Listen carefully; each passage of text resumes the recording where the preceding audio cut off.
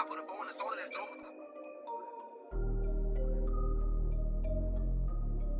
Show on Blockworks Radio. Yeah, help out, Rick. And we're back. This nigga. Cooley Welcome back to the Cooley and the Gang Show, brought to you by Level 1 Media Solutions Watch Production. We are here, another Friday. Our special guest is in the building. Comedian D-Lo was in the building, everybody. So don't we have like real claps on the... Yeah, Mac wasn't ready, so I had to do it myself. I got real claps, you know what I'm saying? Yeah, we do. Fake Don't we? claps. Yeah, D-Lo is in the building. One more time. Okay, now I got like yeah, 90 your headphone. I claps. forgot your headphone. Okay, bet. I mean, I was just going to lean up to this big-ass mic. God damn. This look like one of them Ike Turner mics. God damn. NJ Rich is in the building. I just said, he's not in the room. Okay, so comedian D-Lo. What's good? What's How you good? doing? I'm good. How are you? Comedy, Yeah. a passion, a love,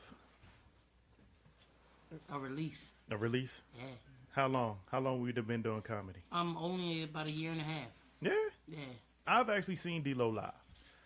I went to a comedy show. What was that? About 3 weeks ago, up at What was that on? Diamonds. St. Mary? Oh, you came to We that went. show? We were at the show at Diamonds. Okay. And D-Lo came on. She was about the 30th comedian to hit the stage. Yo, you funny as shit. So much. I saw it more was a big comedians joke. in that one night than I'd have seen in my goddamn whole 36, 35 years on this earth. The Damon Sims joint? Yeah, it was Damon's Yeah. joint. Damon had a lot of comedians. Like, if I give Damon and them one thing, yo. If you are a comedian and you are trying to get out there and you need a platform, he will give it to you. Like, he is definitely, doing a lot. Shouts out to him and Walter Johnson. Yeah. Well, yeah, he a promoter. Like, he a promoter extraordinaire. But it was a bunch of comedians, but it wasn't like to the point where you like, all right, now what the fuck going on? Like, they came up, flow. Only one person kind of hit a wall. And I felt bad for baby girl, but she tried to fight through it, but it was just, she fought hard. But Tyson just whoop. Anyway, then D-Lo came up. Oh, you talking about the chick? Yeah, you know what I'm talking about. Come on. D-Lo came up. D-Lo was one of the funniest ones there. Between her and Laughing Larry, and then the other guy. Lenny. Laughing Lenny, I'm sorry. Laughing Lenny, D-Lo, and the other dude. The older guy. Yes. K.O. K.O. Yeah, Kevin Oliver. Oh, my God. He's Yo. funny as shit. They were funny. Now, D-Lo, you threatened to pop the trunk and go get the dildo. Yo, I'm playing no games. Let him know the book bag is in the trunk. It's my travel bag. Look at that shit. Walk up like Omar off the wire with the book bag. Niggas just start running. Oh, shit. Here come D-Lo. You know, with the goddamn bag. Yeah, man, So you only been doing comedy a year and a half. Yeah. So, yeah. like, how did it, was it one of those things where people just kept telling you were funny and you Well, just... that's been for like a while, like not like to be on my own shit, you know what I'm saying? But people were saying it. I always just looked at it like, okay, I don't know what y'all laughing at, but it's just the way that I view stuff. Mm-hmm. But then a few years ago, I did one open mic, and everybody kept saying I should have won, but I didn't because I didn't bring a lot of people. The dude that won had a lot of people, but yo was not funny. You paid for his applause. Pretty much. Yeah. So I left it alone for a second. I didn't really take it seriously. And so this is probably going to be a little bit of a strange story. Probably going We to like have those to type of pay stories, yeah. attention. You know what I'm saying? So what happened is I get off work one day after overtime. I go on Fulton Avenue to the liquor store. You already know what time it is. It must have been Cinco de Mayo. Yo, no. It was like Cinco de Dopo out there. Everybody was nodding out there. All the nickel bags allowed were on deck. So I go in the liquor store, and they got these random flavors of Smirnoff, $5.99 a bottle, 2 for $10. That's a bargain. I live for a bargain. Okay. It didn't matter that the joint was like cotton candy flavored or sherbet or whatever it is. I bought 2. But I had to do some laundry. And my homeboy was like, yo, you can use our stuff. You know, me and my fiance going to be in the house chilling. Boom, I bring the vodka. I'm doing laundry drunk.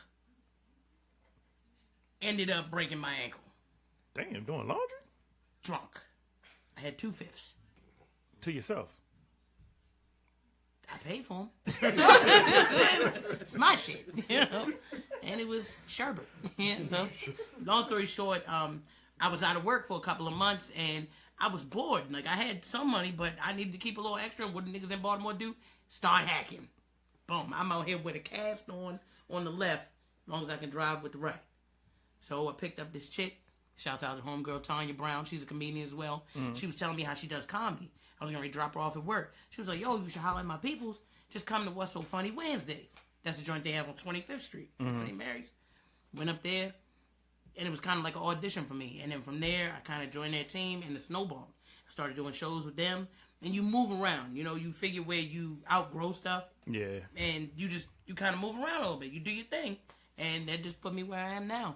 Just beating up open mic stages and any stages they gonna put me on. Give me some Paul Masson and I'm up there. This nigga with that clap, yeah. Yo was ready. I'm ready this time. Clap the shit out D-Lo. Anna, we love Cinco de Mayo. My aunt just came in the room and said, don't talk about our people with Cinco de Mayo. We are advocates of Cinco de Mayo in this room. That's what's up. That's what's up. So, and then that's how it all began. Yeah. So, the first time on stage, was it a home run? Yo, I was on crutches in a chair doing stand-up. The first time. I couldn't even stand up. Oh, yeah, because son. you still You broke know what I'm saying? up. Like, I'm out here with a busted up leg. I had to go upstairs. It's an old nigga behind me acting like I'm twerking. He all like this and shit. I'm like, Pops, I'm hopping because my foot is fucked up. This is not for you, yo. He's like, hey. I'm like, the fuck? Like, man, I want this comedy shit, but not that motherfucking bad. Not to be twerking for old niggas on the stairway. But you know, I mean, it was cool.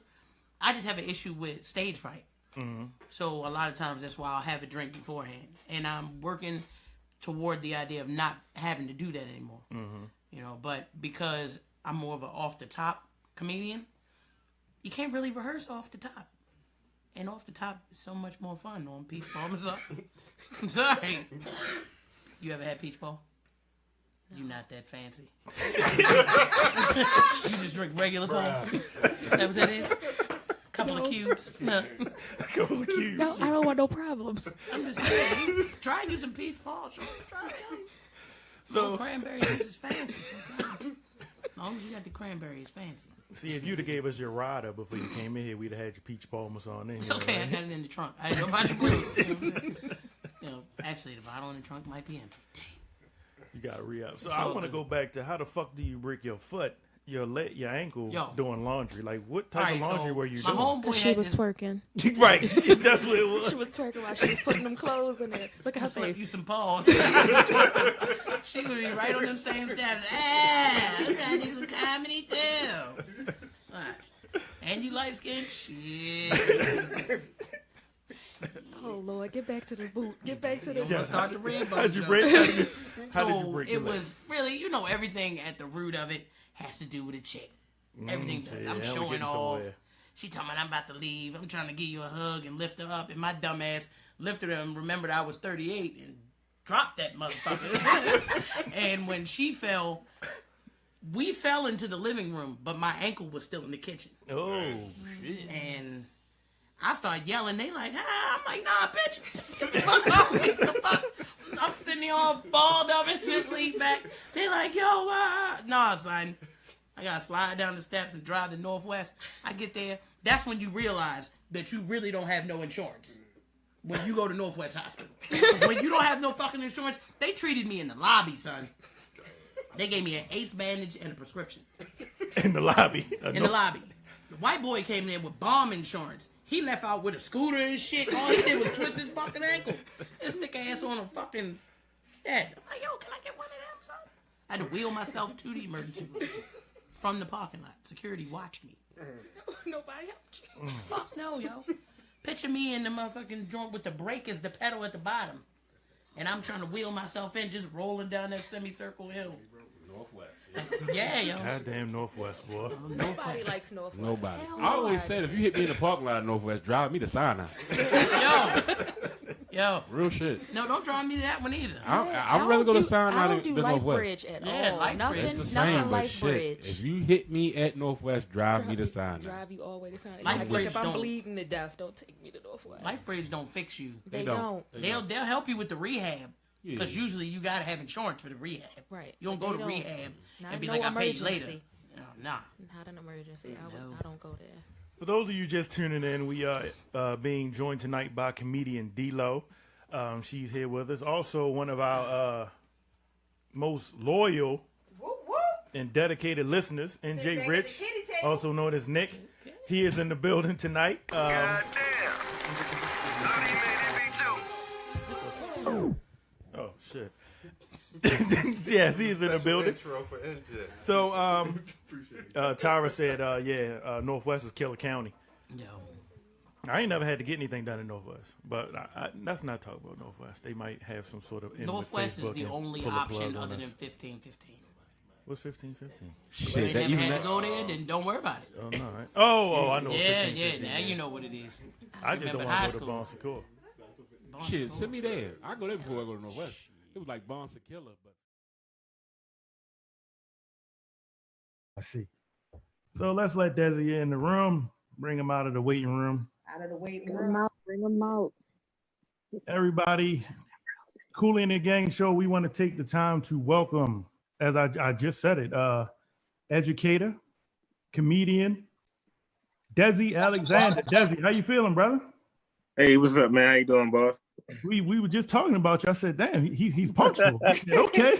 It's very punctual. I don't play that when it comes to time. I don't like messing with other people's time. I like to get there on time, in time when I'm supposed to be there, man. Knock out and do my job, man. Hey, so he'll operate with CP. I hear that. No, never have.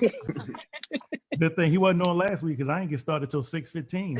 It was a bad Friday. See, where is G when I need him to talk about colored? That's colored it was stuff bad. right there. That's colored.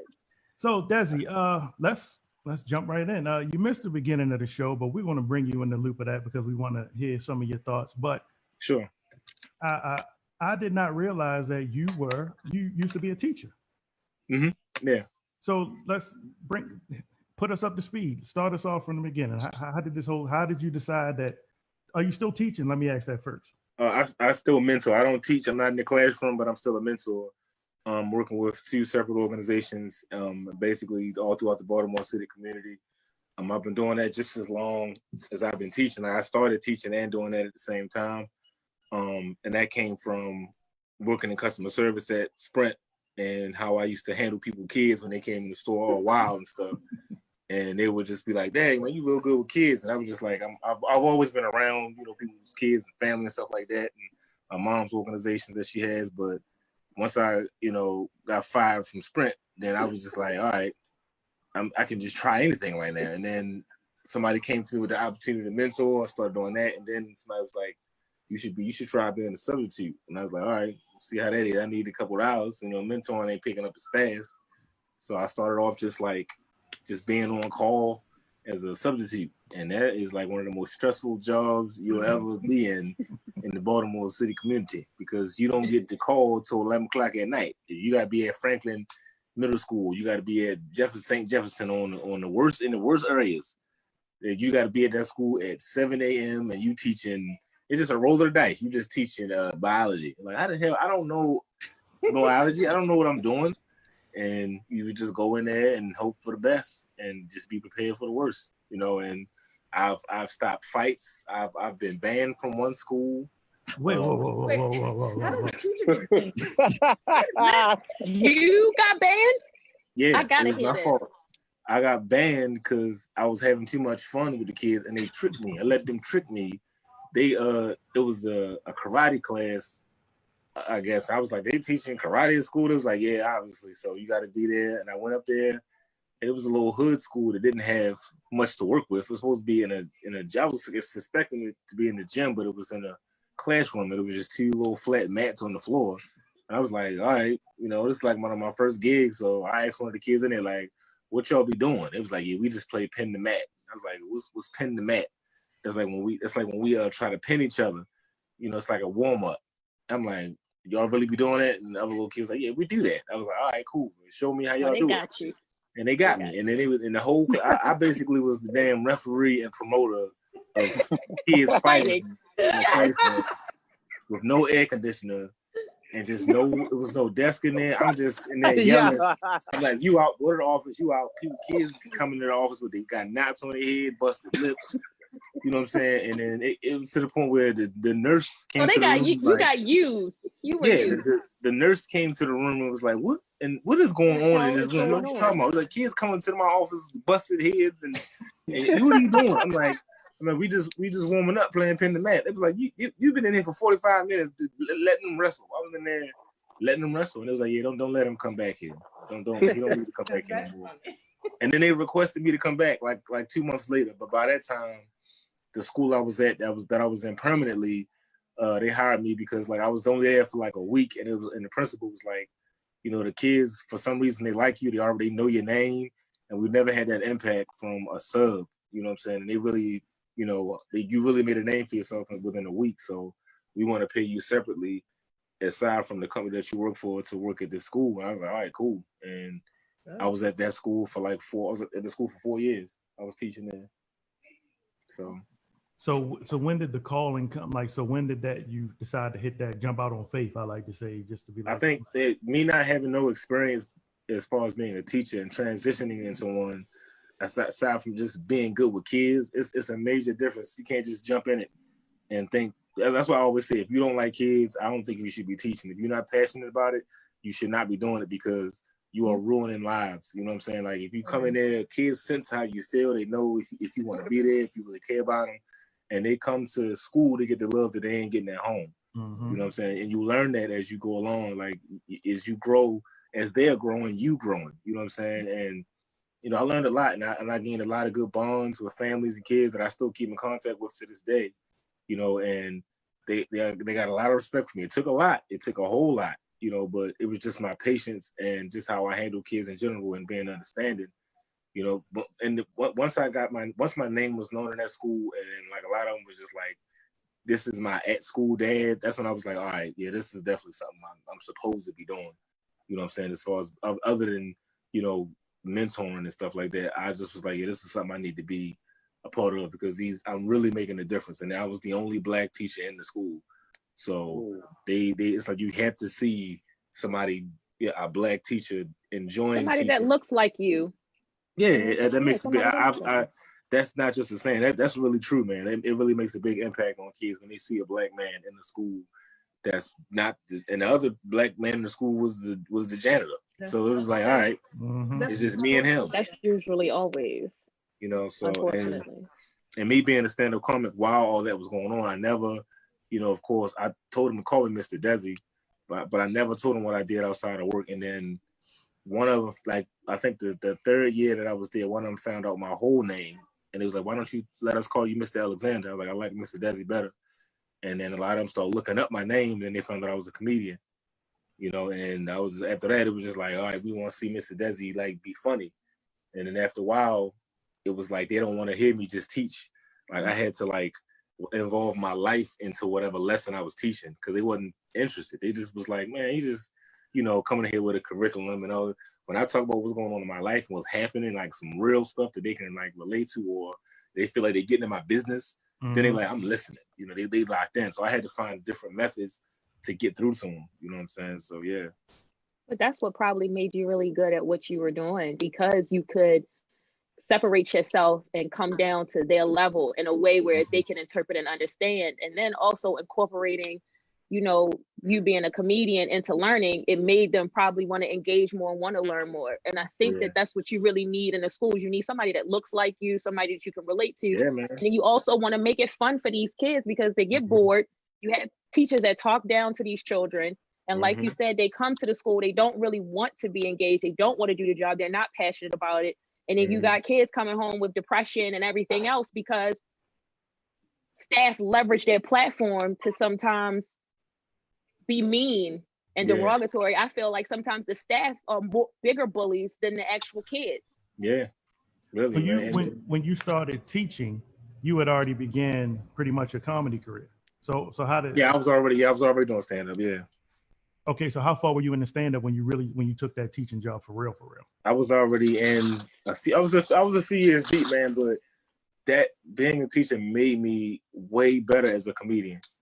For some, like, I already was in love with doing stand up, just from my upbringing and just being on the stage. I already loved it, but it was like I tell a lot of comedians this when they ask me. Like, I feel old now, but the ones that ask me for advice, I always tell them, like, finding yourself on the stage is the most important thing to being a great comedian, because when you just up there just riffing off, anybody can just get up there and riff off and just talk and just be, snappy funny. But to get people to attach to you is when you give them yourself and give them your own version of everything, and you bring them in your world. And I found myself throughout me teaching, just telling my own stories, you know what I'm saying, and breaking stuff down to finding my own persona in front of them, because it's hard to keep kids' attention.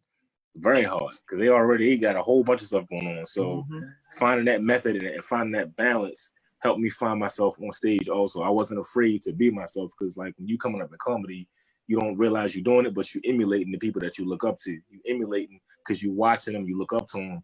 But there has to come a time where you break through and you have to be you, because after a while, people are going to notice you being like that person, even if you're not trying to.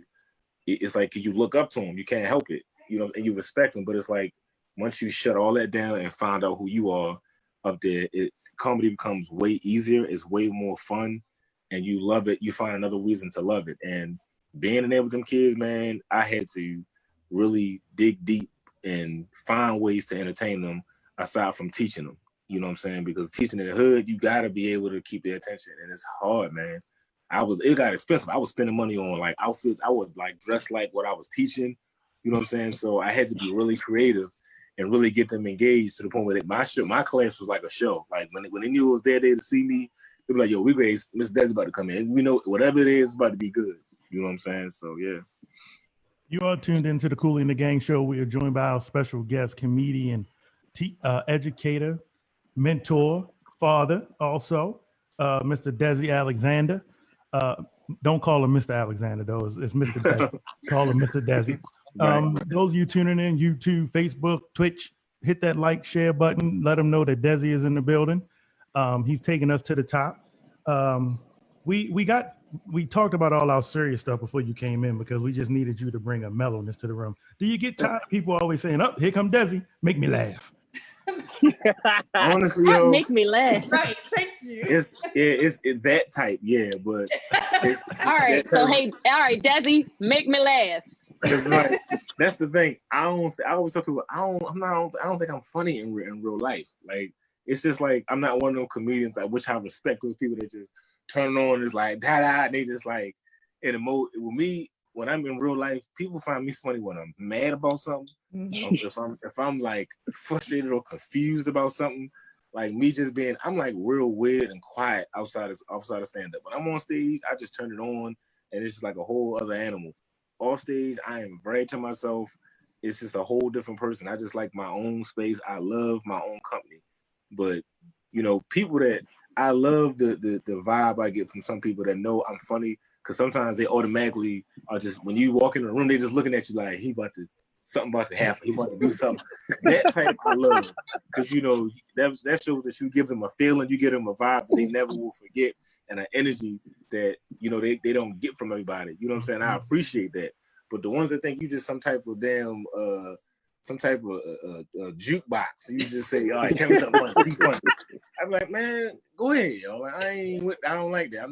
I ain't no slave. Go ahead, man. I was about to say that's some slave days. Yeah, like, get there, start performing. Right, it's like, now go. No, I ain't with that, yo. Like, chill. And then with me, it's just like, we can have a conversation and make each other laugh, but I ain't no jukebox, yo. Like, go ahead, yo, chill. So what was that one moment that you had that made you feel like, yeah, I can make a career out of this? The first time I stepped on stage, I think every comedian has a moment where they be like, you know what, this is it. And it's like my failure became the most successful thing for me. That's why I tell people, fail as much as possible, because that's how you're going to get where you're supposed to be. You have to keep trying stuff to fail. Stop being afraid of just being looked at a certain way or being judged. You're going to have to fail, man, to get, like, me being an athlete and failing at my basketball career is what jolted me into comedy. Because I played ball, got injured, had, issues with, my grades in school. And, once I had like a midlife crisis at 22. I was like, man, I don't know what I'm doing with my life. Because I ain't, when you playing, Not when you 22, athlete, that ain't no midlife. yo, I really was like, on some Black man it depressed. is. For a black man, when you be depressed, when you feel like I ain't good at, I don't know what else I'm good at. I don't know what else to do. All I know is basketball. You know what I'm saying? But the way I grew up, my mom was a playwright, and she was a director. She always had her own productions going on, and I was always in everything that she had as far as her plays, her movies and stuff like that. So I was always on the stage, not even realizing that she was grooming me for this, and once I realized, basketball, there has to be life after basketball, which my father always kept telling me. I was at work and I was just depressed at work. Like, I don't want to I don't like my job. Like, I don't know what I'm gonna do with myself. You know what I'm saying? I'm not even like in the right major I want to do, you know what I'm saying? And I was just scrolling on the internet and I saw like a comedy contest, and I didn't look at it. I didn't pay it no mind. It was in the back of my head. And then I went out on a date with a girl, with my lady at the time. And the restaurant we was in had a comedy club over top of it. And I kept hearing laughter upstairs. And while we sit downstairs eating, I just kept hearing a burst of laughter every time the door opened. And I was just like, what is that? What is going on upstairs? I thought it was another restaurant. They was like, no, that's Burke's. It's a comedy club upstairs. And they was like, I went up there and I saw Tony, what's not Tony Baker? Tony Woods was on stage. And I just remember seeing how much fun he was having just acting a fool on stage. Like, he was having so much fun. Like, and it was like, it's actually a comedy contest. And he just closing the show out. You can sign up if you want to next week. And I was like, all right, and I signed up for it online, and I, told my coworkers to come out there, and told, my lady, because she's like, you should do it. You should try it. I was like, all right, and my coworkers came. And everybody that's in the contest, of course, got their own people there. It's like 20 comedians, so everybody got like 5 people, 3 people. So it's a room full of people on like a Wednesday night. You know what I'm saying? And I just remember when they called my name, I was just like, I was so scared. But at the same time, it was like, nah, bro, somebody, you already signed up for it. Like, they already said your name, go. I walked to the stage, and then once I told my first joke, and I stopped to see if it was like, all right, it was gonna work. Just seeing a whole crowd of people laughing, and I was just like, at that moment, I was like, yeah, this is it, bro. Like, I'm doing this for the rest of my life. This is it right here. And then I went on and I sat down. I started doing my material, and then I got disqualified from the contest because I was supposed to do 5 minutes. I did 12. Like, I was so comfortable. And it was like, yeah, you got eliminated. I was like, how did I get eliminated? You ain't hear them people? I did good. Like, it was like, no, you went over your time. I was like, but I did good. It was like, no. I'm like, all right, whatever. And then I was grade lead. I thought that was it for comedy. Like, I didn't make the comedy, so maybe that's it for me. And then a white guy was like, man, how long you been doing comedy? I was like, man, today. And he was like, man, he said, man, you are awesome, man. Them stories you tell, man, the way you tell them, man, it's just like you've been doing it forever. Don't ever stop doing comedy. Do not stop doing this. This is what you're supposed to do. And I was like, I don't know where else I'm gonna do it. Like, this is, I don't know what this was it. I thought this. He was like, no, man. He took me with him to a couple of shows, and he kept me on stage opening for him. And once I started getting my name around, I was just trying to get little contests here and there. That I made it a major hobby. I let go of a lot of stuff that I was already doing as far as just hanging out a lot. And I stopped playing basketball. I really like focused in. It was like, yo, this is what I want to do, yo. You know what I'm saying? And from there, it just became me just hustling, trying to get better and better at it. Trying to just really just keep my tools sharp. Wow. So when you came along, so you weren't a part of like a lot of people now that are really, really popular on Instagram started with Vine, but you started right with Instagram. Or were you a part of that Vine turn also? Nope. I remember I was just a person that just would post a meme here and there or a picture of myself in there, but it was like, I remember that separation right before I was about to quit teaching, and I was like, I want to try something, because like you have to transition as a comedian. You can't like just think your way is going to always be what's in and people going to always follow your way. You got to constantly keep creating and reinventing yourself. Not that you're trying to please everybody, but you got to want growth. You got to want to, change and really become better than the self that you were last year and put yourself in a different position. And I was out at the end of 2016, bro. Like, I was just like, yo, I gotta try something. And I started, going to different cities that I'd never been to. I went to LA for the first time. I went to Atlanta for the first time. And I got a lot of good reception. A lot of people were just like, nah, man, like, you don't live here. Like, you need to move here. You need to move to LA. You need to move. I was just like, feeling myself like this. I'm actually good. Like, I'm not like just going just to, you know what I'm saying? And the end of 2016, when I was teaching, I was just like, I had like one of the moments where I was just like, I can't ignore this feeling that I have to make a change and be like this feeling. I have to attack it because I'm scared to do it. I'm scared to take a chance and try to be a social media, type of comedian. Because I was like, I got so much material to give. I don't like waiting for shows. I don't like just waiting. I have so much to give, man. I want to be able to, spread myself to the world. So I did one video and I was just so weirded out. Like, I remember like talking to myself on the phone to do the recording part. And then somebody walked past my car and was like, what the hell wrong with him? And I was just looking at them like, now I feel weird, man. I started getting all like weirded out by myself, like it's like, and then it was just like, no, man, that voice like Desi, I don't stop caring about what people think, bro. Like, just do it. And the video did pretty good, because people already knew I was a comedian, my little 5,000 people or whatever. And then the second video I did, it went like viral on Facebook, I think. And I was just shooting out material, whatever it was. It was something I was stressed out during the day. A parent cussed out a gym teacher at my school because like the gym teacher called the parent to tell them that their child was being disrespectful. And this child's mother said, don't effing call me around this time. This is my time. Don't call me by my child. And I was so mad, like, I was like, I wish somebody would call me. I wish a parent would say that to me, yo. I wish. And I knew the parent and everything. And I did a video as to the response to that. And I was so angry. Like, if you go back and watch that video, I was so angry. Like, yeah, I was acting being funny, but that was like really what I wanted to say to this parent. And that video took off, and so many people saw that video. And I was like, I gotta keep doing this show, like, because I have a perspective. Like, now I have an angle to do my own kind of material, my own way. And then like Halloween, the night before Halloween, in 2016, something was like, Desi, you gotta quit teaching, bro. Because you go in that classroom every day telling them kids to follow their dream and what steps to take, and you ain't doing it. You ain't gonna make it. Like everybody gonna have that feeling when they want to take that step to that next level in their life. It's scary as hell, man. But you have to don't ignore it. Just go with it. Even if you know you're gonna struggle for a while, just do it, bro. Like, and you gonna find out if you made for it or not. And I told my mother, and I was already living with my mother at the time. I was already embarrassed. I was living with my mother. I didn't want to date nobody. Like, even my lady now, I didn't even want to date her. I'm like, yo, live with my mother, yo. I don't want to date you. Like, because I don't have my stuff together. I really want to have it together before I want to come correct. And she always stuck by me.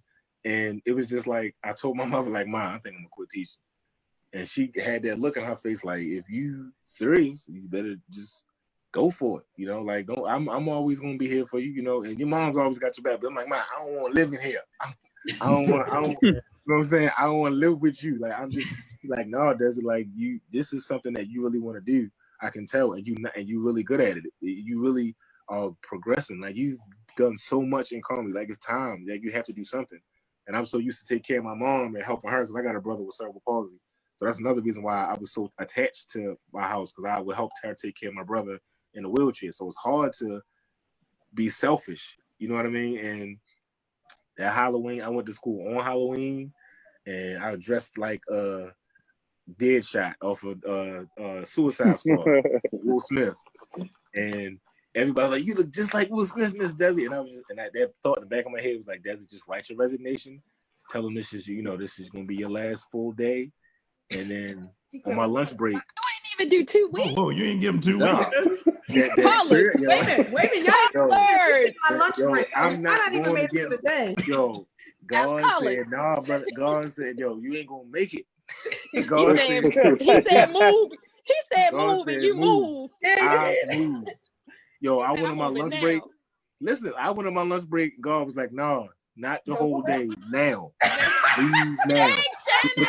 Damn. Shannon just God. said that. Shannon was like, no, I'm leaving I on knew my that lunch you could break. not I come ain't back coming after back. lunch. That was done. I'm done. Man, son. if nobody won't believe in God or having God speak to them, that was the moment that God was like, nah, bro, this ain't it. Write your resignation, leave. I wrote it, and I was like, and I wrote it, and I gave it to the principal, and he like looked at it like, thought I was just giving him something. He looked at it and read it and looked at me like, he automatically, I can see him, he just deflated, because he was like, dang, man, he felt like I'm about to lose a real good guy. He was like, are you sure? I was like, yeah, man, I'm positive, like I really want to do this. And I went in the teacher's lounge and I just bust out crying, yo. Like I broke down. Cause like when I sat down, I thought of all the families, all the kids that I watched grow that wanted to see me every day. I just broke down, bro. I was like, I was in that teacher's lounge bawling. And then and the lives you impacted. Other teachers came in there, was crying, like, are you sure? I'm like, yeah, you know, I'm dead serious. I'm leaving.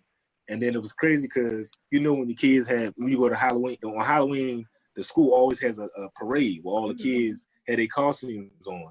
And man, I walked out in that hallway and it was having a parade. I felt like it was like them sending me off. Like it's giving me chills talking about it right now. All of them were just waving at me and hugging me.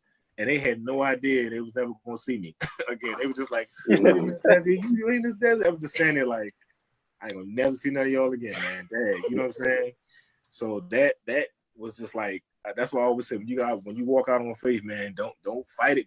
You gotta believe and know that energy, that feeling, it's not there for nothing, yo. Just trust it and just go with it. And I had my struggles, like of course thereafter, but it was like I knew there was something bigger waiting for me because I took that shot. I took that chance. I know how good I was, and I wasn't gonna stop, you know. So that's when comedy went to another level for me because I took that chance and I started doing the videos, and then more and more people started pouring in and following and supporting and really being like, oh, he's different from all these people, and that really helped, man. Definitely. Well, I know we've all seen ourselves in one of your videos because I've seen myself in a couple. Every time I turn around, he was sending me a video. You see that video I just sent you? Like, you know, I live with you. Can I just see your phone? First of all, don't embarrass me in front of company. I am a fan. I will admit, I'm a fan, and you know, just talent. Period. You know, brother. You know, doing this thing. You know, you're doing it your way. When I watch your videos, you know, you are definitely distinguishable with your videos, and I can relate to a lot of them. And I know my man Ike can relate to a lot of them. Man, listen, man, I gotta show love on that because you actually reached back out after I tagged you about the protest video about how y'all checked the protesters, and I said, yo, check this video out and see this, and I fell the fuck out laughing because I was just like. I was like, yo, that was me, but just more pissed off. And when I saw that, so that kind of made me ask a question. So when do you find your material after seeing stuff on the news or just seeing in general? Like, how do you come up with your material? Because that one had me dying for like that whole day.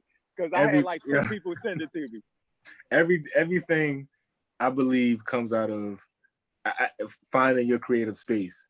Like I download in my brain so much random things that cross my mind, and sometimes it may not even make sense till 2 weeks later, or may not even, like I always jot my stuff down in either when I'm gonna use it on stage or I'm gonna do it in the sketch.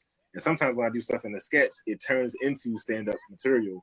And I just believe everything is material. But that specific sketch was because I was protesting, and it was like, I said, yo, it's not the people.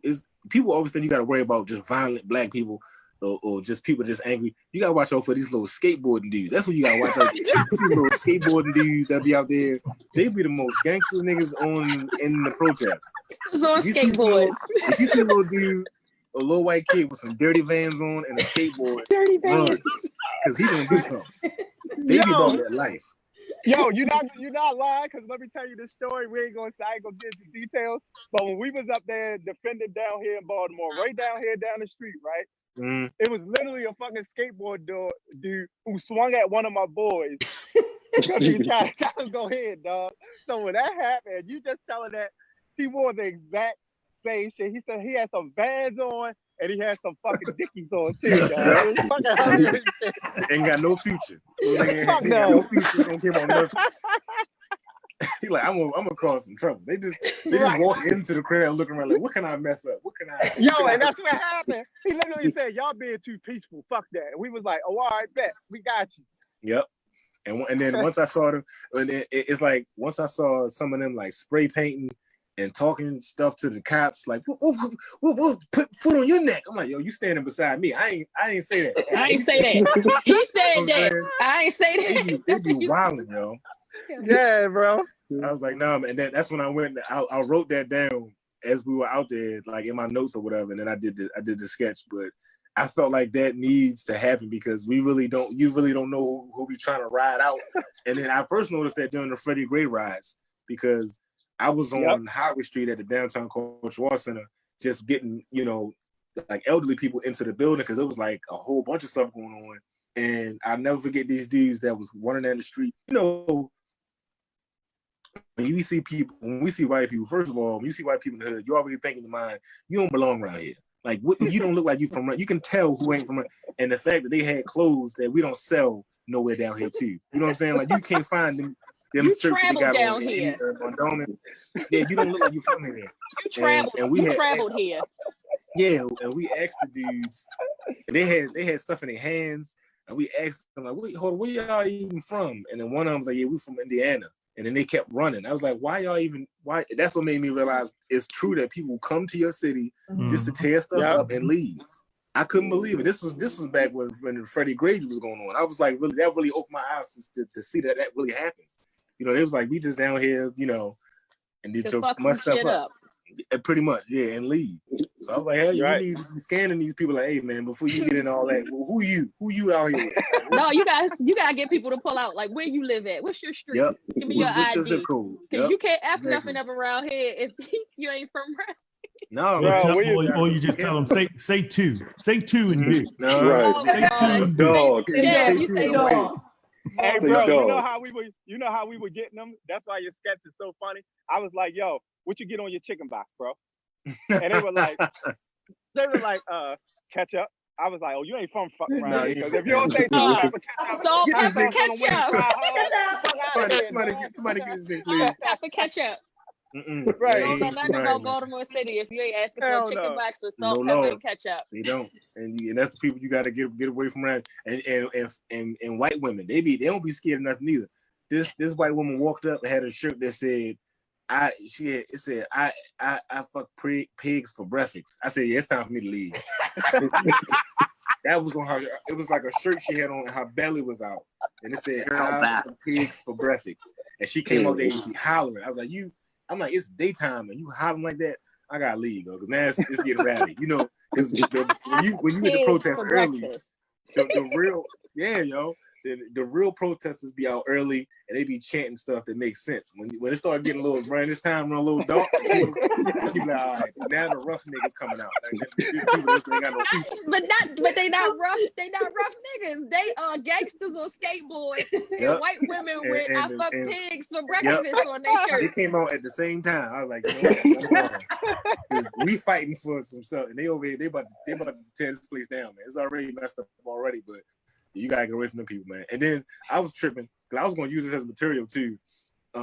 People were like chanting. I love going to protests. People be chanting and stuff, and you be trying to join in their chant. You be like, all right, because one dude, it was chanting something, and one dude was like Black Lives Matter, Black Lives. I was like, all right, cool. And one nigga was saying, free money, free Scola, free Scola. I'm like, all right, hold up, what's Scola do? I don't want to finish time out. What's Scola do? Because I don't want to fight with this brother. He you don't want to chant for him, and he'd have probably touched a kid or something. You're like, no, I don't want. Why is he in jail? And then there was this one gay dude that was chanting that made me laugh, man. I'm sorry, man. I ain't got nothing against the gay community, but this gay dude was trying to coordinate the chants like he was a choir director, and he was getting frustrated because he was making up his own chants. He was like, he said, I wrote it on my phone. He said, Black Lives Matter. Yes, they do. Black Lives Matter through and through. And people was like, that's too fast, yo. He's like, guys, it's not that hard. It's not that hard. Black Lives Matter. Yes, they do. Black Lives Matter through and through. All right.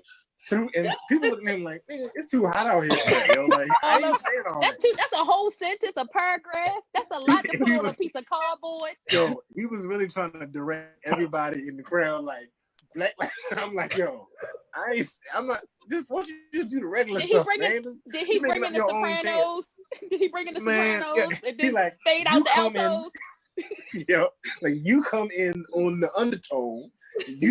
I'm like, bro, this is a protest, man. I ain't come to rehearsal. Like, we ain't have no rehearsals for this. I don't know what you're talking about. But I was just laughing at him, man.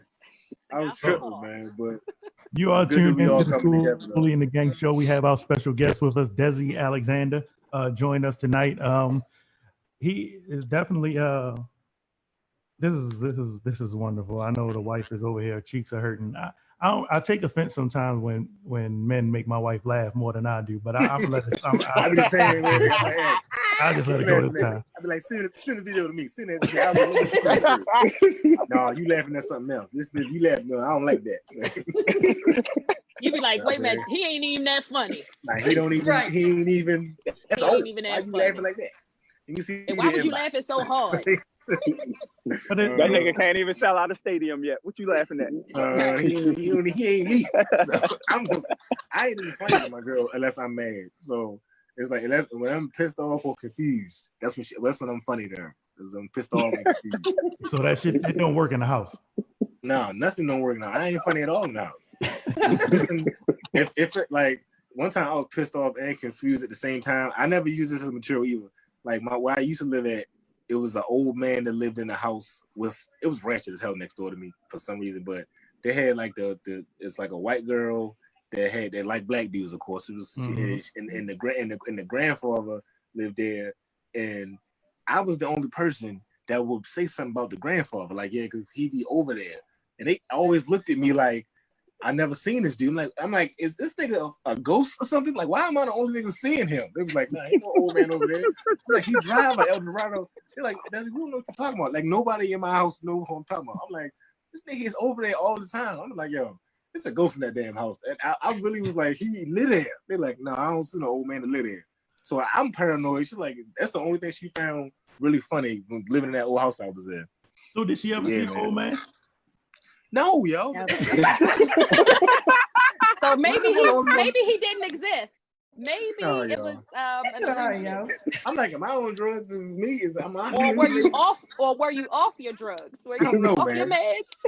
No, he was in there all the time taking them to school. He wasn't there.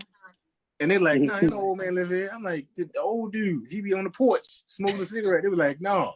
I'm like, you don't see spirits or anything, do you? No, man, it'd be funny if I asked him, like, he been dead for 12 years. I'm like, what the hell? Oh, shit. Then it'd be a real problem. But no, man, she only find me funny when she don't, we both be frustrated about the same thing. So, especially when it comes to Zoe, we both be here taking turns howling at Zoe behind. But I ain't funny. Like, I mean, when I do new material that she ain't never heard before, she'll laugh. You know what I'm saying? When I be trying out new stuff. Or if I'm real funny, she'll laugh. And then see another girl laughing, like, see, why you laughing so hard? Like, she don't like it either. As soon as I get a good one, then she be like, oh, I don't know, in a way in hell you that funny. I don't remember that. So in times like these, we got COVID-19, we have all the unrest with police issues, all the racial issues coming up.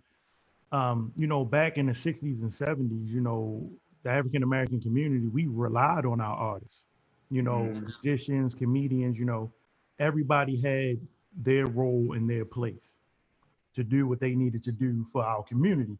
So how do you feel like, you know, how do you feel like it's like history repeating itself, and now you are that comedian, now you're trying to you're doing that yourself. Like, how is that feeling? Like, do you feel a need, a responsibility? Like, oh yeah, it definitely is, man. I don't care what nobody say. If you have a platform, you have people that support you, that pay your bills, will constantly uphold you, it is your duty to say something, especially when it comes to your people.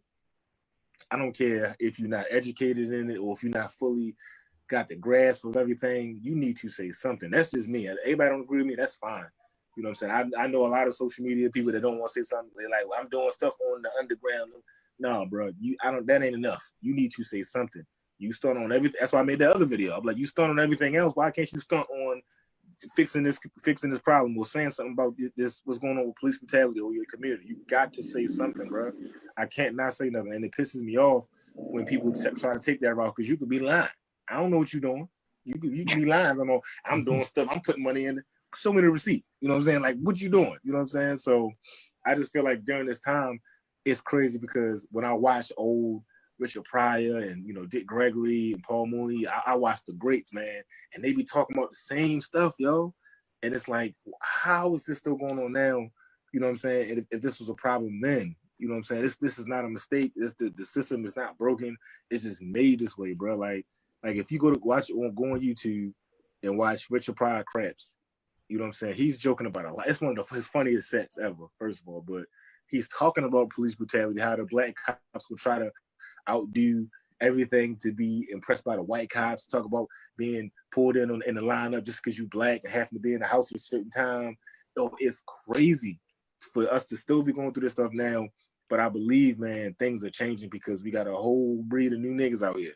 We got black people slapping the hell out of white people in public.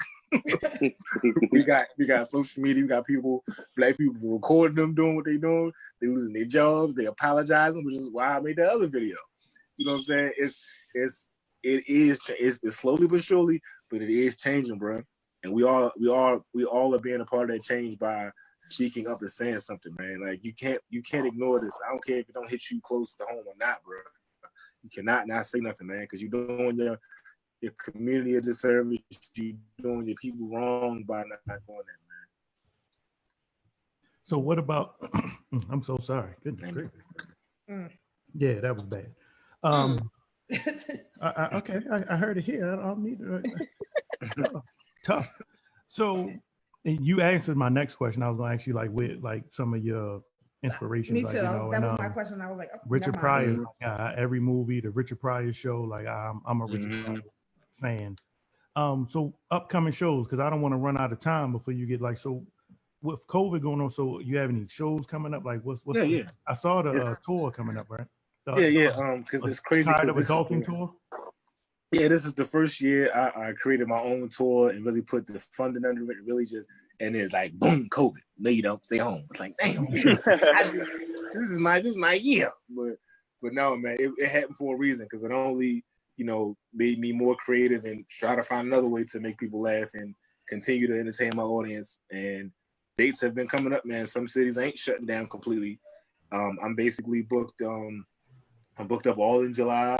I booked up all of August, like for the rest of the year, basically moving on. And it's just transitioning into another level, man, and connecting, man. But like I said, I got a show in DC on the 5th. I'm in North Carolina on the 1st. So shows, the places that are opening back up are, you know, opening up their capacities. And, you know, I thought I wasn't going to have first dibs in all these places because, you know, the celebrities get their first dibs, like the D.L. Hughley's and the Cedric's Entertainers. I thought they would get first dibs because it's time for them to jump back on the road. But, you know, a lot of them been loyal enough to say, no, we still want to rock with you. We still want to take a chance on you. And, you know, I appreciate that. But you know, the next thing is, man, is TV and movies, man. I mean, I love the stage, but yeah. Go ahead, what you want to say? Just really quick, because you're a part of, you know, the comedian world. How do you feel about, because you just brought up D.L. Hughley, how do you feel about what happened to him with the recent situation with him getting back out and trying to do this and entertain the people, but then an unfortunate situation happened with him? What's your take on that? It's scary, man. It's very unfortunate. You know, you just stay prayed up, try to stay as protected as you can. It's so many thoughts that cross your mind, because I'm not a conspiracy brother, but I'm a black man. Like when stuff first happened, I don't respond. You know how we are. We just be like, hold on, all right, why did that happen? I mean, like with the Juicy's, I mean, Jussie Smollett situation. I step back with every situation, like, all right, let me, you know, get everything around before I get my emotions into it. And this is nothing to play with, man. And I've heard all the people say this, it's not real, or they try to put the COVID on your disease and you got something else. No, it don't even matter, bro. It's just like, take precaution. It don't matter, even if it ain't, still protect yourself as much as possible, man. And just be as careful as you can And that's what I'm doing. I'm practicing everything that I can to make sure I'm safe for my family. Because I don't want to put my family in danger just because I'm trying to jump on the stage. So each club that I've, been talking to, of course, have researched and made sure that they are, spreading out and making sure their capacities are safe for everybody to even come out. And to me, it's not even about the money. It's just, of course, keeping my family safe. But this is something I love to do. But yeah, man, that situation was definitely unfortunate. That gave us all a shockwave, man.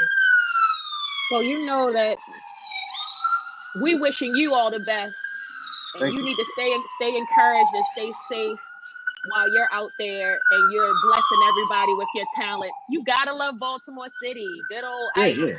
That's why it's hard to record outside.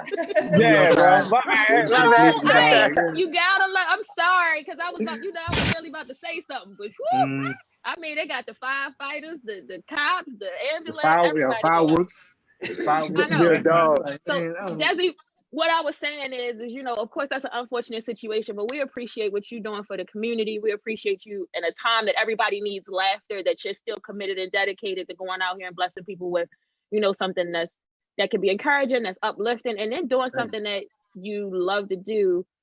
But because I know I kind of cut you off because I wanted to talk about it as soon as you said something about DL Hughley. I want everybody to make sure that they still get your social media handles and all of that stuff to you. So I'm gonna kind of bring you back in since I took you out. Cool. Yeah. So let everybody know where they can. Yeah, go ahead. Or you can find me on Facebook, Desi Alexander, DesiAlexander. Social media, as far as my Instagram is Desi4018 on Instagram, Desi4018. And my website is comediandesi.com. You can get all my dates, all my tour options and everything like that, all the apparel and everything. And that's it. Well, I definitely want to thank you because, and I don't care, I'll say it. And if it was you, I'd have said it about you too. But I send out a lot of emails to come on this show. And you'd be surprised who tell me that they want money. Mm-hmm. And I kind of say, some people, if I send an email to Beyonce, I can say Beyonce saying, look, little brother.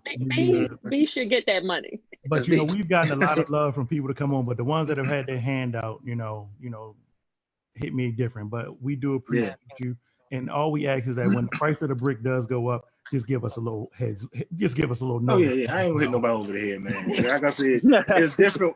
It's different when you love to do it. So to me, if I got the time and I want to do it, then I'm going to do it. Like I look at this like I already get paid to do what I got in trouble in school for. That's a blessing in itself, So being able to connect with other people, man, especially during this time, is key, man. I definitely want to always maintain good relationships, man. Y'all good people, man. And I appreciate y'all. We thank you. And the plan was, and I know the professor's going to cuss me out after the show. We wanted to give away 2 tickets to the DC show. We had a question all set up to give away. I think we'll post it as a poll, but I will connect with you. I'll go on the site. I'll get the tickets. So the Cooley and the Gang show will be giving away 2 tickets to the June 5th show in DC. It's June 5th, correct? Mm-hmm. No, July 5th. July 5th. I'm sorry. Okay. We already in June. That's why you keep a strong woman to your side. Right, you gotta keep it check. Gotta keep it check. You about to slap me like, all right, July. We will be giving away 2 tickets to the July 5th show. We will, after the show, post the question in the poll. The first person to get the question, I don't even know how we're going to do it. We may stick around for about 5 minutes, let somebody call in. You want to do the same question, Professor? Desi, you want to come up with a question? It's your tickets. Okay. I was going to ask him how many comedians were in Harlem Nights, but the professor said that might be too hard. That might be a little too rough. That will be hard. I don't even know. There's a lot of them. Yeah, that'll be hard. That'll definitely be hard. They're going to have to go back and do the research. Dang, that's a good question. I don't know, man. Dang, well, the one we came up with one. So in what year was it? I guess the 60s, 70s, back in the day when Black entertainers did their tours or their runs for comedy music, what was the name of the, I don't want to give a part of the answer out, but what was the name of the, I guess, tour that was associated for Black entertainers back in the day? Oh, the next caller gives 2 tickets to the DC show July 5th. Yo, is there still tickets available? Yep. Yo, make it 3. I'll buy one. I won't be able to attend, but make it 3, yo. 3, we're giving away 3 tickets to the next show. So the next caller that can tell us what was the name of the tour. So can we post it? Can we also post it in the? Yeah, but they got to call in because I'm not taking. Taking no answers over. They gotta call into the Zoom. The line. They call into the Cool in the Game show. The number is 567-233-2684. That's the number, right? I don't know. Go back to my screen, woman. Yes, it's 567-233-2684. The next caller that calls in and gives us the answer to the question. I was about to say, send it to me so I can post it on my page. 567-233-2684. You want me to text? Yeah, text it to me so I can text me everything that you just said. I'm gonna post it on my page right now. So yeah, free ticket. We're gonna give these tickets away. We tried to give away all sorts of stuff so far this year. They be cooperative. We tried to give away some crabs. Yeah, we tried to give away some stuff, but they wasn't. And they wasn't even from benches. Hold up, look, and then even the free financial advice, and ain't nobody chime in on that. Right. Listen, dog. Listen, but that's Hey, opportunities at your fingertips, people. I don't know about. Look, I like free stuff. When I hear free, I'm like, what I gotta do? All right, so can I call in? Right. No. Hang up, call right back. What's in that clause? Employees I'm about to call in right now. Who said I can't call? So what the question again was? What was the name of the tour back in the 60s? Because if I say another part of it, I think you're gonna know. You will give it away. Okay, so say it again.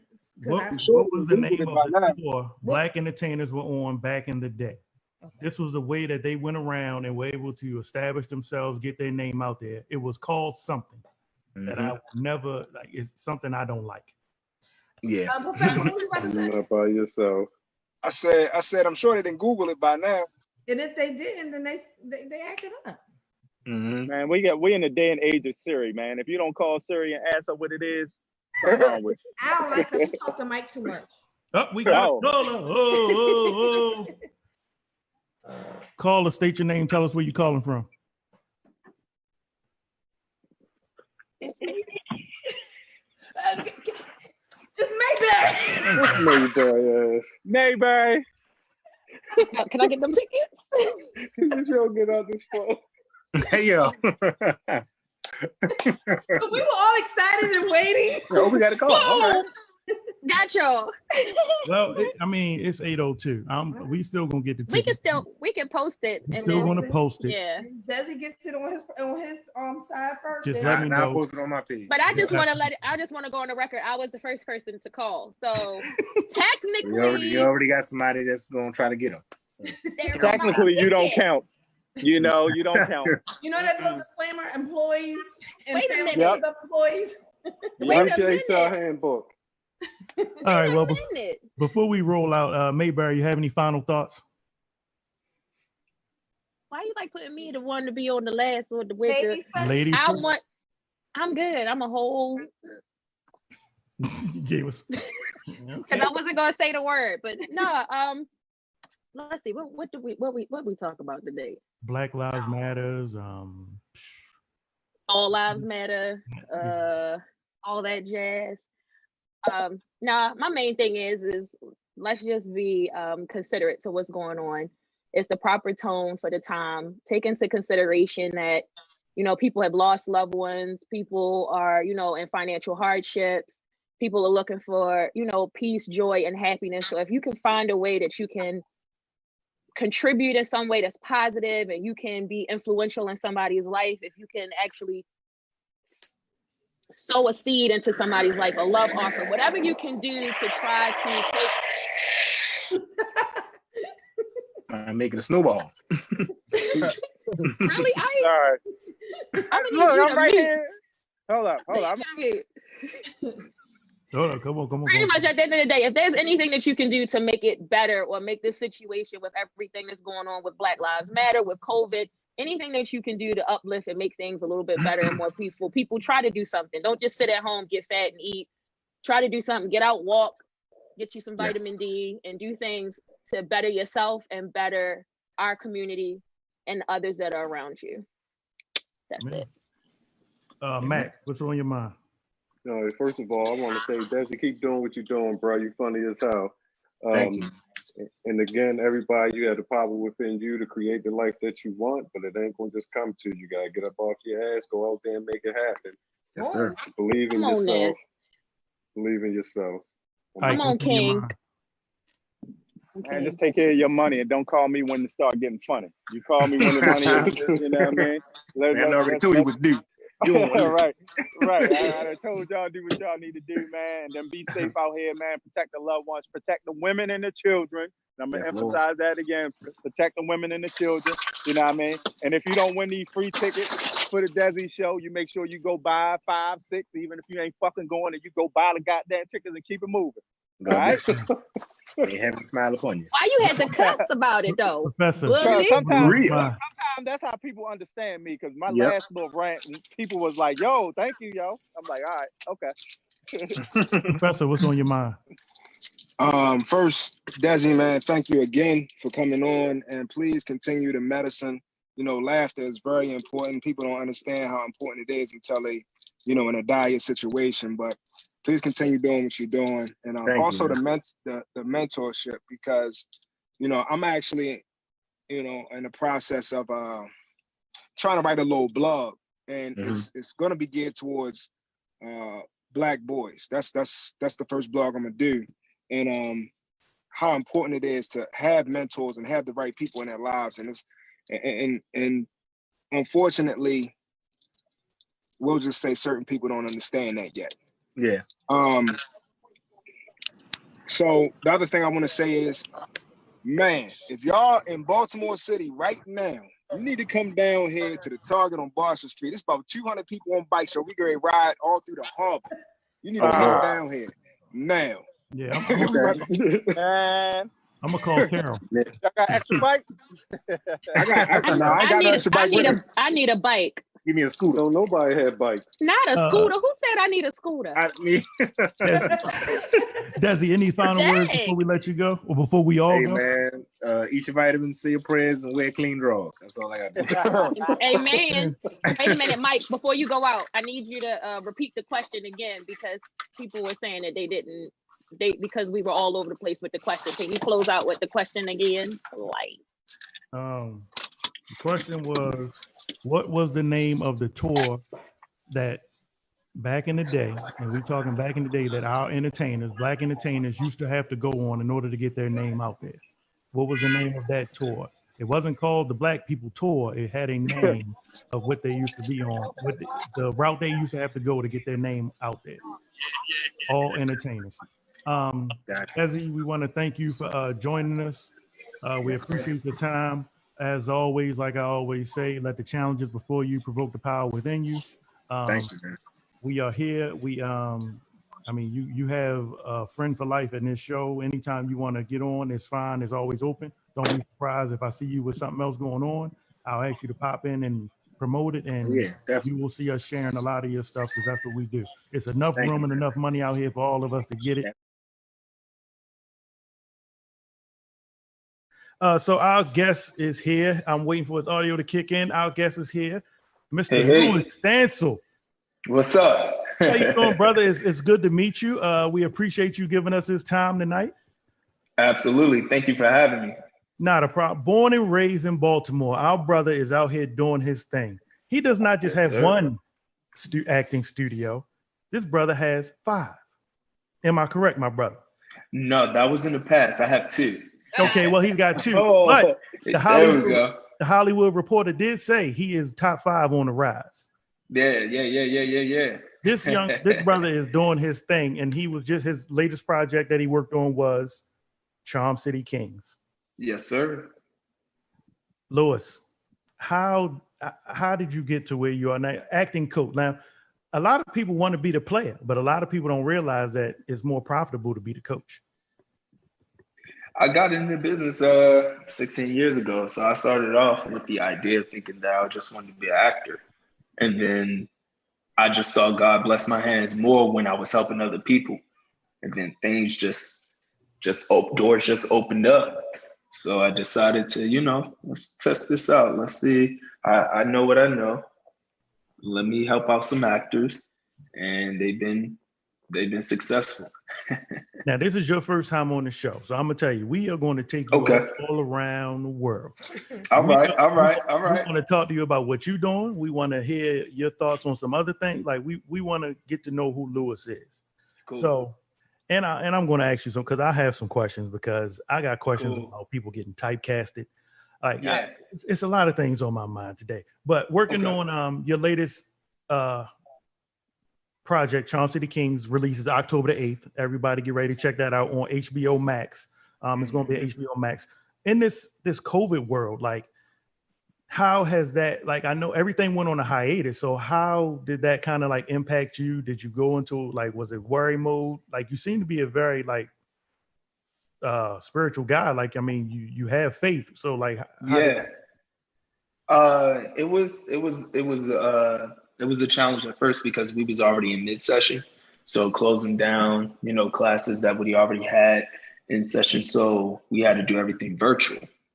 But there was a blessing in that because we were able to reach people that was not in our current state, which was, Georgia or California. So we were able to teach people that was in New York or Jersey or Florida or Texas. So we were able to still, teach individuals that's not in our current location. So we've been good. So Chomsky, give us a little background. What are we looking forward to when we see Charm City Kings? What is it about? So it's about a young man named Mouse who is trying to get a part of the bike life. And the leader is Meek Mill. His character is Black.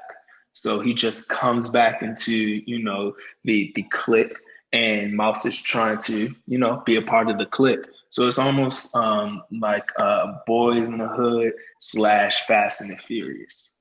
Ooh. Mm-hmm. I can live with that combination. Mm-hmm. I can live with that. Yeah. So it's based off of the actual documentary 12 O'Clock Boys that was on Netflix. So it's a true story. Oh shit. Okay.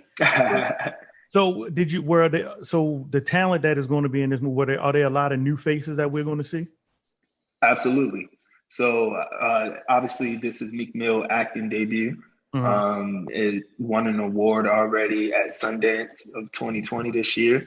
I think people are going to be, taken back by Meek Mill performance in this, because there's a stigma that singers or rappers are not good performers, Rappers Will Smith, mm-hmm. Queen Latifah, right? So I'm glad Meek Mill stepped up to the plate. So have you ever gotten to one of them situations where you just like, look, maybe acting ain't for you? I won't say it in those words, you know what I mean? I'll say, let's see what other gifts you have, maybe it's writing or directing or producing or casting. There's so much more than just being in front of the camera. There's engineering, editing, like being a gaffer, or just being able to, just say cut, being a director. But do you see, but it seems like, like our mentality, like sometimes we just see the fast money part of everything. Absolutely. And don't realize like there are so many other positions you can have with just as much credibility and awards that come with it. Yep. That don't mean you're in front of the camera all the time. Absolutely. So I'll even talk about script supervisor. A lot of people don't know what a script supervisor is. That's the person that holds the script, right? And check for continuity issues. On a network television, they can make up to 6 figures a year. 6 figures just holding the script and go, not, that cup was over on that side. You need to put it back on that side. Or yell out the line to the actor, or rewrites if the actor is saying the wrong line in that tape, and that person can make up to 6 figures.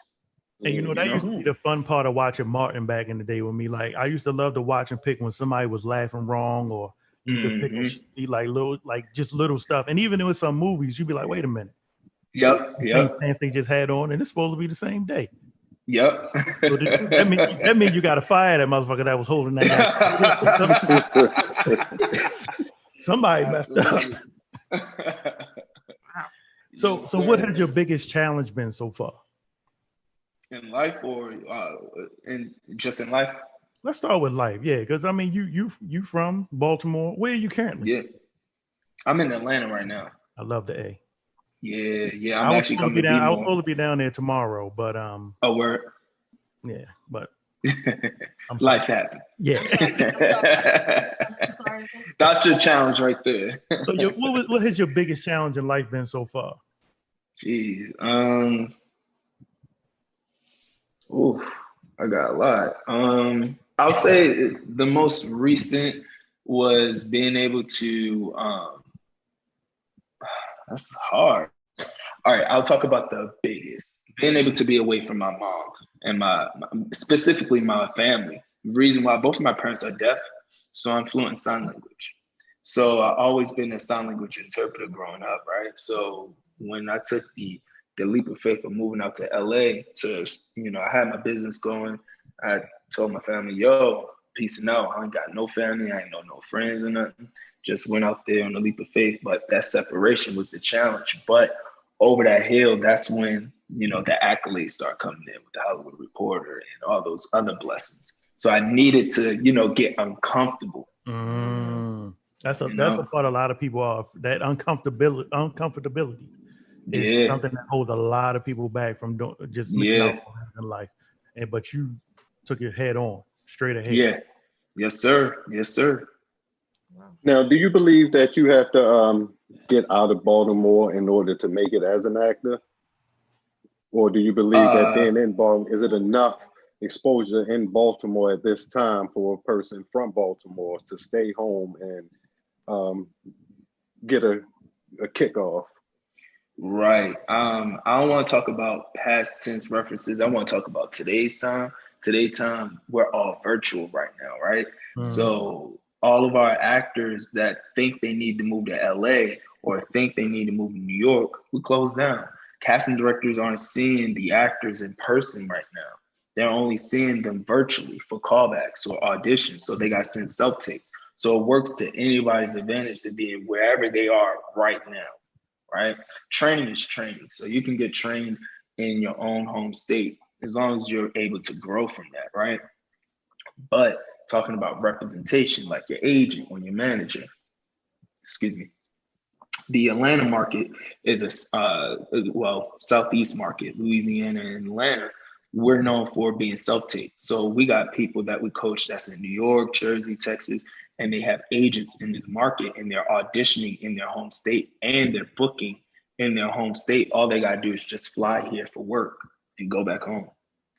So to answer your question, right now, nah. And we tell all of our actors that all they need to do is get in alignment with the right coach, right teacher, right school, get a right agent, right manager. Boom, you good. I'm always on IMDb. I don't know why I love that app. I see an actor, I search their name. Lewis, everybody in their god daggone mama done been on Law and Order. Is that like the go-to get? Like everybody, like if you really go search a lot of actors and actresses, everybody done been on Law and Order. Yeah, that's the longest running show in New York right now. Everybody done been on Law and Order. Except me. It's Can you right. hook a brother up? Lewis, I just want to ask real quick. I don't need much. Yeah, listen, if I had that much power, I would be the richest man in the world right now. but and I think you have to, let's take Samuel L. Jackson. Right. If you go back and watch a lot of movies like me, Samuel L. Jackson then had some of these smallest roles, like hey, get that cup off the table. And then that's cut scene. But look at him today. Do you find it hard to try to coach, your talent into look, you gotta take these little bites out of the apple?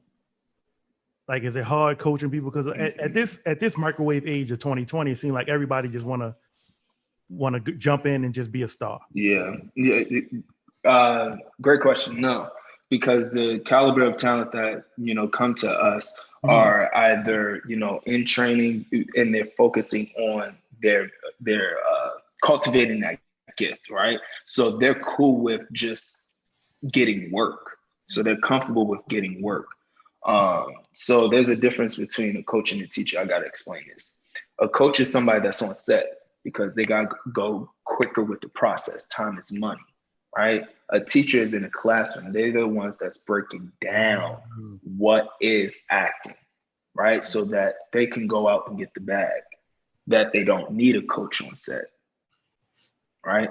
They only need a coach on set just to fine tune some things. So all of the students that's in our classes in LA or Atlanta, we break it down for them and we really go through the process slowly with them and letting them know it's a part of the journey. Whatever the projects that they come against, it's a part of their work. The real biggest opportunities are auditions because only 5% of actors are working right now. Everybody else is auditioning or in class. So what do your business offer to someone that wants to come there and learn? What do you offer? So we offer in-person and virtual acting classes, which focusing for TV and film. We also offer improv classes, which is led by my homie, Rodney Perry, comedian extraordinaire. We also offer script writing classes for anybody that's interested in script writing. That's led by Lamont Farrell. He's written for so many Tyler Perry projects. So that's like for script writing for TV and film. And we also offer directing and producing classes offered by Ryan Richard. So we focus on everything: acting, improv, script writing, and directing and producing. Okay. Yeah, I might need to get with you. I want to write some scripts. Yeah, man. The only difference between us and any other studio is that we don't focus just solely on the classes of the training. Somebody told me there's more letters in business than show business, right? So we focus more on the business side as well, because there's a lot of studios and facilities that offer training, but they don't teach them how to go get the bag. And that is definitely important. Your paper, your business together, like that is a key. Like the fact that you all do that, like that. Yeah, that's dope. So we offer like seminars. We're doing a talent convention next weekend, a 3-day talent convention where we are bringing in agents, managers, cast directors, producers, and it's going to be on Zoom because of COVID right now. But it's over about 20 some industry professionals that's going to be giving feedback to the actors in the showcase. We offer industry talkbacks on our Instagram Live with agents and managers. We offer field trips with our actors where we're going on site to different sets and whatnot. So it's very interactive. We're a family at LS Studios. LS Studios. So yes, can you give a little bit more of how, if is it too late to register for some people to register for that, or is registration closed pretty much? No, we're always, we have ongoing classes, so they can just go to our website. Yeah, lsactingstudios.com, and they can check us out, check out our bio and our classes. All right, I'm going to put that in the room real quick. Don't mind me if I get quiet. So I did have a comment and a question for you. So when I was reading your bio, one of the things that jumped out to me automatically was I was reading a book a while ago, and the person was talking about they wanted to open up a restaurant, but they knew nothing about opening up a restaurant. Right. So what he did was he got a job in a restaurant making minimum wage just to get some skills so that when he opened up the business, he could be successful. He knew the ins and outs of the business. So when I looked at your bio, that was the first thing that came to my mind because I saw the word intern, and you intern in a lot of different places. So I was saying to myself, for these young guys out here, if they're looking at your bio, the one thing that they have to understand is you don't always have to get paid to understand and get information that could ultimately propel you into a better position later on. But a lot of people just want to get paid today. That's it. That's all they hit. Mm-hmm. So that was lit. That was lit. What's your question, man? My question to you was, how did you hold the vision? Because I think that's the biggest problem that people have. They want something, but they can't hold the vision. What held the vision for me is just being able to see all the doors opening up that God just placed in my hands, man, to be really honest with you. And I was hungry for it. I was in Baltimore. That's when around 2005, The Wire was real hot and popping. So all of that was in, I was surrounded by it. So to get to your point about interning, I just wanted to serve. I just wanted to be involved, no matter what came about from it. I just wanted to be in the area, right? There was a quote that Miles Monroe was stating, is that you just got to give your gift away for free. And that's what I did. I just wanted to be in the place. I wanted to make my hustle align with my artistry. So what kept it alive was just the small blessings that equated to bigger blessings. And that's big, man, because a lot of people, they ignore the small blessings. They only understand the big ones that's in your face that equals up to an ultimate large change in their life, but they don't recognize the small niches and the small grooves that are created in their life by the major things that they've done.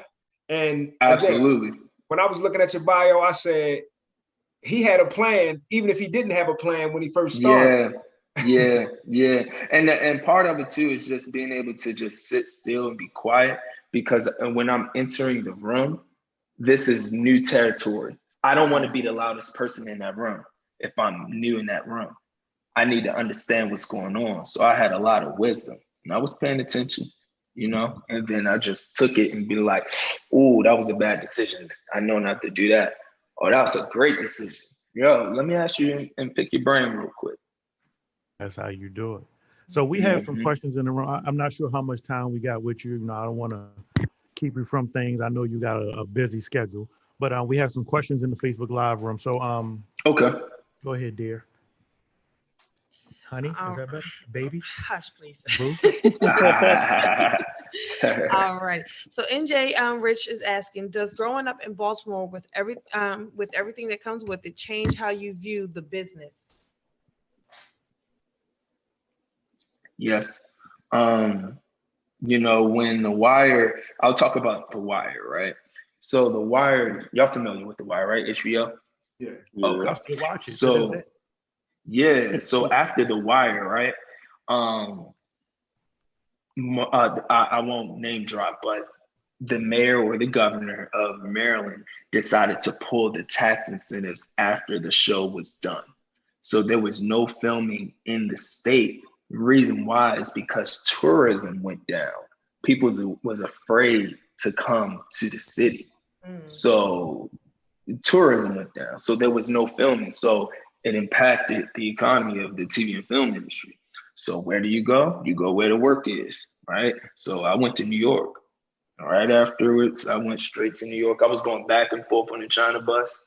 They ain't had no mega bus or the boat bus at that time, but I was literally training in New York three days a week. Right after I got out of high school, I had half a days.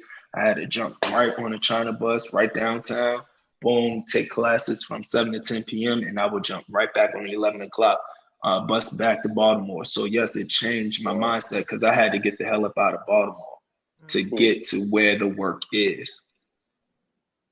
Right. He also stated, wants to know, what do you think is the next story to come out of Baltimore? He said there's a dirt bike culture, there's the Baltimore basketball culture.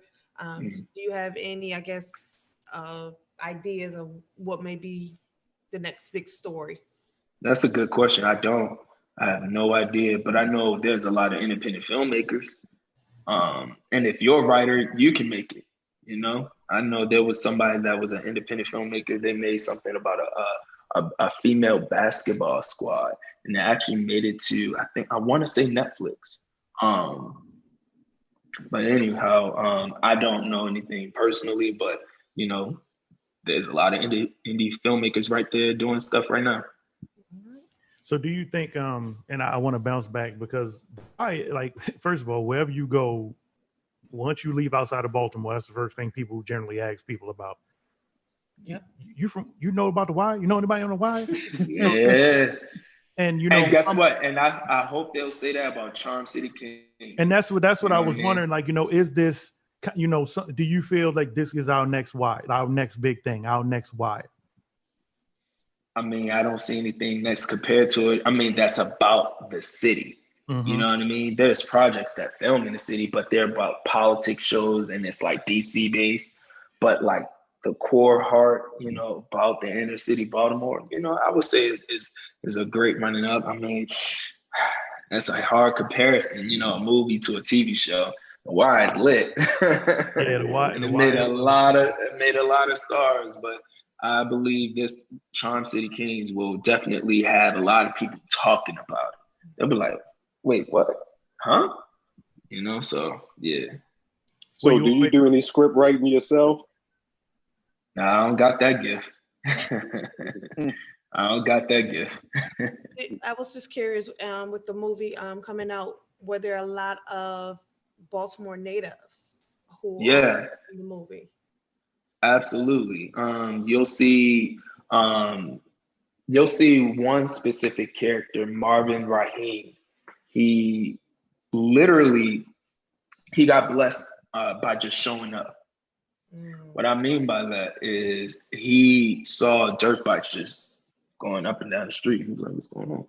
He pulled up the set and it's like, yo, they're filming a movie and he can ride a bike really, really good. So next thing you know, about a week after, you know, he was tagged along to help out as a PA, there was a character in the movie who did not know how to ride a bike. They lied. So they had to replace the character. Who did they go up to? The producers, which is Caleb Pinkett, which is Jada Pinkett's brother. Went up to him, and the director went up to him, was like, yo, can you hop on his bike? He was like, yeah. Popped the wheelie and everything. He was like, you know how to act? He was like, nah. So he worked that day on a scene.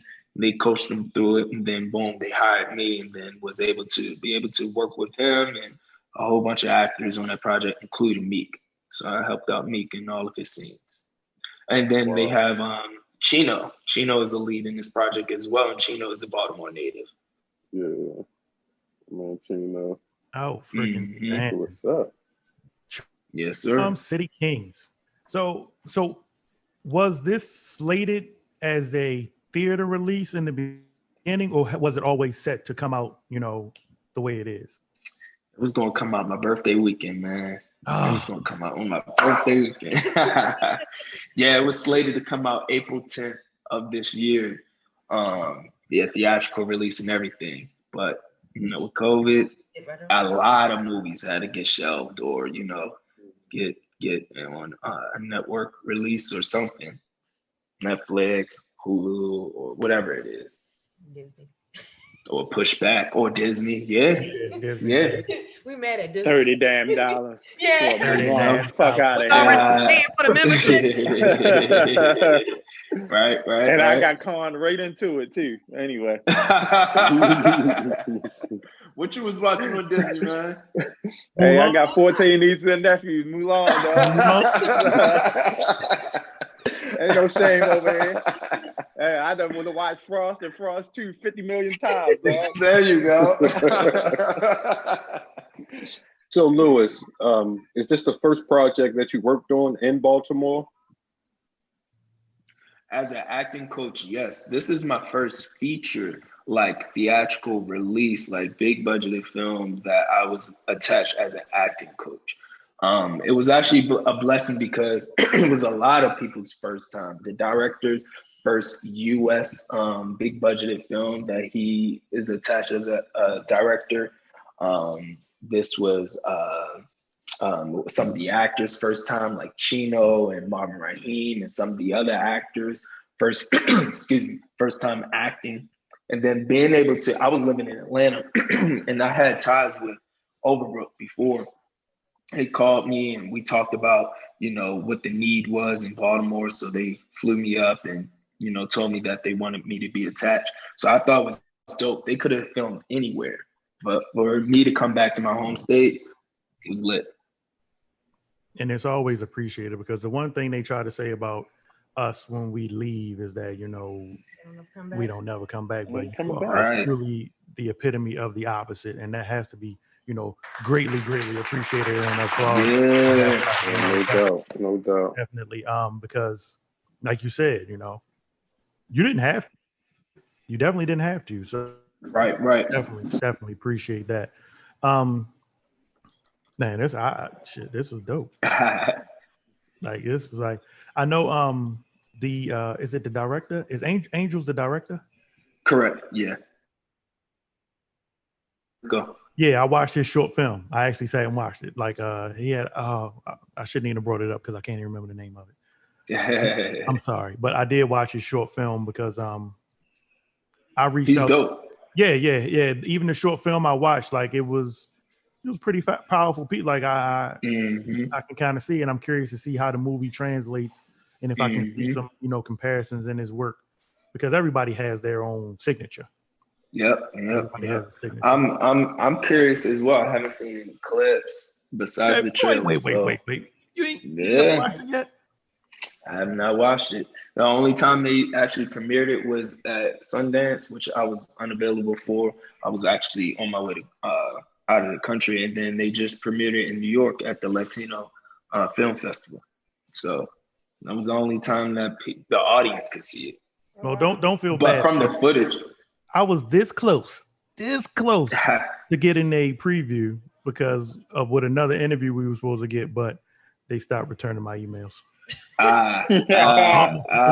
Lewis, I almost had it, so I could have told Lewis it was dope. But I think it's going to be a dope project, though. From the trailer, and sometimes we get misled by the trailer, but I don't care. Like everybody watching, listening, like it's our. To be honest with you, you saying you see the trailer, right? The 2-minute trailer. Mm-hmm. You're saying misled. I gotta be honest with you. They ain't even show the best parts. And they usually put the best parts in the trailer. And I hate that. Yeah. So I'm. That's a good thing. I have to say, because I looked at it and I was like, oh yeah, they ain't giving away too much. So that's why I feel like a lot of people are in for a treat. How was the response from the community as you all were going around and filming and like? Because we need it right now. How was the response from the community? It was cool, being able to see dirt bikes. They love that shit. Yeah, right. And it's Baltimore. Yeah, they love that. And the tricks, like Chino's a pro. Like being able to just see Chino, just have fun on the bike. Like it was lit. The whole crew, the original 12 O'Clock Boys, was a part of the movie. Yeah, it was fun. It really was being able to see the tricks. The city really couldn't see too much because we shut it down, the streets or whatnot. But from those that are, background or, when we go to certain areas where people can see, they'll be like, oh yeah, y'all filmed a movie. It was cool. Let people know how they can reach out to you, how they can get involved, or if they have an English. Well, first of all, you need to go see an acting teacher. Don't call my guy Lewis until you see the teacher. Go see the acting teacher. Then, Lewis, what do they do? Yes, sir. And that's the thing. Like again, you can hit me up if you're an actor that's getting auditions or opportunities on set. So that's the need for the coach because you're already what about trained. play? What if you're getting plays?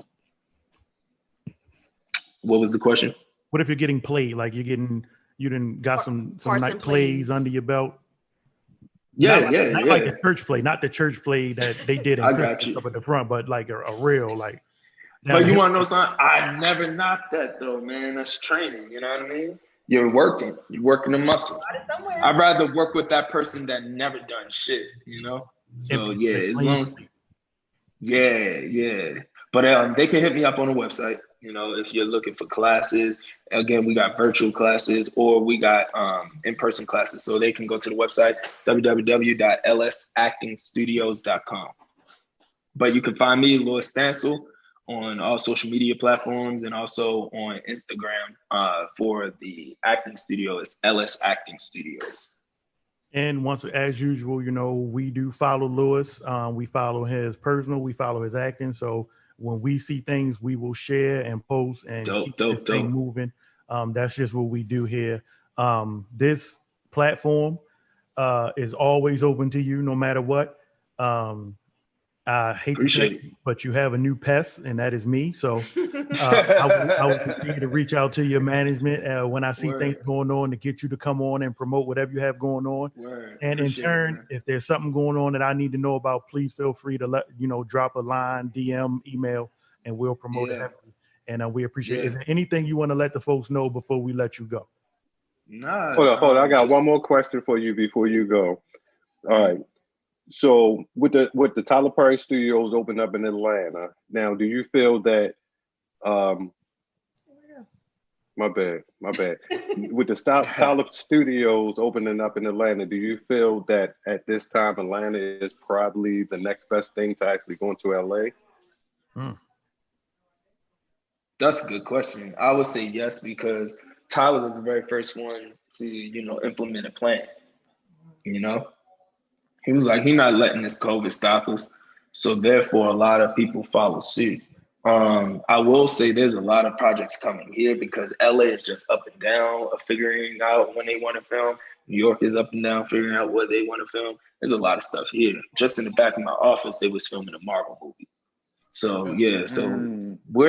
we've been open. Our governor ain't want to shut us down, so we had to figure it out. Take advantage of it, right? Yeah. And that's how it is now. Like everybody's like seem like they're used to it or calm or just like want to stay busy. So therefore, we just mask up, social distance, stay. And I think a lot of people like that, where a lot of people don't have to be in your face. You know what I mean? They got an excuse. Be like, yo, I'm standing too close.